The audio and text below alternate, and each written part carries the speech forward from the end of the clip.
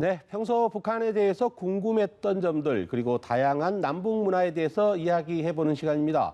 남북의 젊은이들과 함께하는 남녀 북남 시간. 오늘도 연통TV 크리에이터 박유성 씨 그리고 동국대 북한학과 송채린 씨 함께합니다. 두 분 오래간만에 오셨어요. 안녕하세요. 네, 어서 오세요. 안녕하십니까. 네, 채린 씨, 지금 오늘 이야기 나눌 주제는 남북의 젊은이들뿐만 아니라 전 세계 젊은이들이 다 관심사죠. 바로 연애입니다. 연애인데 요즘 뭐 한국의 젊은이들도 역시 가장 큰 관심사 중에 하나가 연애 사안이겠습니까? 그쵸. 아무래도 뭐 친구들끼리 만나면은 뭐 누구 만나는 얘기 아니면 뭐 누구 신경 쓰인다 이런 얘기도 하고 꼭 누굴 만나지 않더라도 이렇게 요즘 뭐 연애 프로그램이나 썸 프로그램도 굉장히 많잖아요. 그래서 아무래도 얘기를 많이 하는 것 같아요. 네.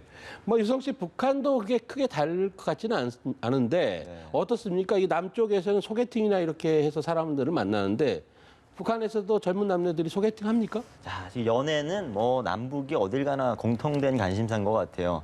북한도 이제 소개팅을 많이 하는데 사실상 아예 모르는 친구들이랑 만나는 것보다는 한 다리 건너서 아는 친구의 친구. 그리고 북한이 또 지역 간의 이동이 그렇게 자유롭지 않다 보니까 어렸을 때부터 다 아는 친구들끼리 만나고요. 특히나 연애가 시작되는 시점이 있습니다.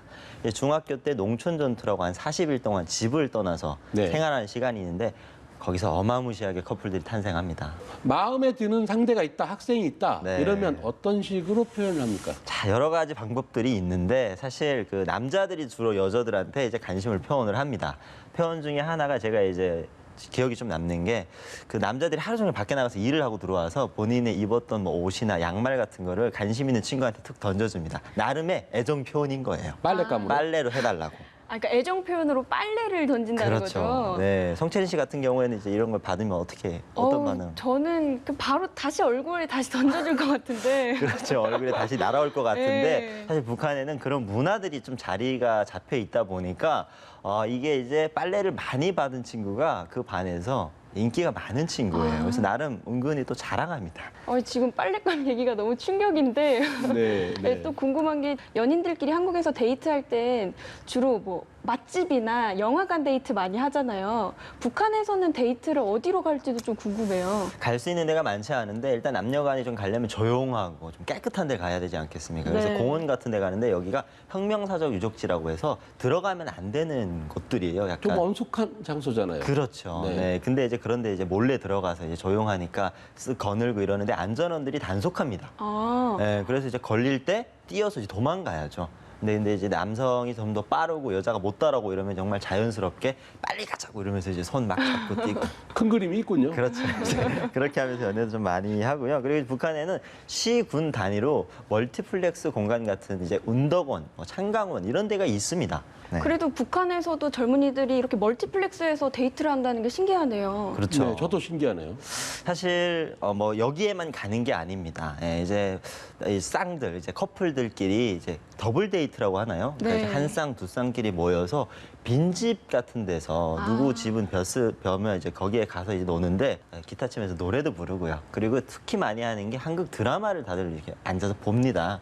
근데 거기에 보면 이제 연애 씬이 굉장히 많이 나오지 않겠습니까? 네. 네, 그런 걸 보면 이제 없던 감정도 좀 막 샘솟으면서 연애가 이제 더 발전이 되는 거죠. 그러다가 이제 정전이 딱 되면 이제 남자들은 밖에 나가서 이제 물고기를 좀 잡아오고 여자들은 이제 남새 채소를 좀 가져다가 이제 어죽도 써먹으면서 이렇게 달달한 시간을 보냅니다. 네. 근데 유성 씨 지금 얘기는 요즘 북한 젊은이들의 데이트인데 가만히 얘기 듣다 보니까 이제 제가 학생 시절에 그런 모습하고 좀 비슷한 것 같아요. 자, 아재 감성인데 자, 어떻습니까, 채린 씨? 요즘 남쪽의 한국의 젊은이들 연애 어떤 식으로 합니까? 사실 누굴 만나려면 사람이 많은 장소도 가고 해야 되는데 아무래도 사회적 거리두기를 해야 되니까 네. 그런 건 좀 어려운 것 같아요. 사랑의 확실히. 거리두기가 되고 있죠. 좀. 네. 그래서 요즘은 또 앱을 사용하는 친구들도 많더라고요. 뭐 앱 종류도 굉장히 다양한데 예를 네. 들어서 내가 살고 있는 집에 가까운 사람들부터 추천해주는 앱도 있고요. 아, 지역별로? 네. 그리고 또 뭐 자기가 다니는 대학교를 인증해야만 가입할 수 있는 그렇게 어떻게 보면 엄친아들끼리만 만나는 그런 금수저 앱도 있다고 해서 저도 굉장히 놀랐어요. 계층별로 이렇게 또 하는 네. 거군요. 사실상 북한에도 좀 이런 모습들이 최근에 발생이 되고 있어요. 아, 그런가요? 네, 북한에도 지금 한 핸드폰, 손전화기 사용자가 600만을 넘어서다 보니까 많이들 이제 핸드폰으로 이제 이런 걸 만남을 많이 주선을 하는데 북한에 이런 게 있습니다. 전화돈이라고 해서요. 전화돈. 네, 전화돈.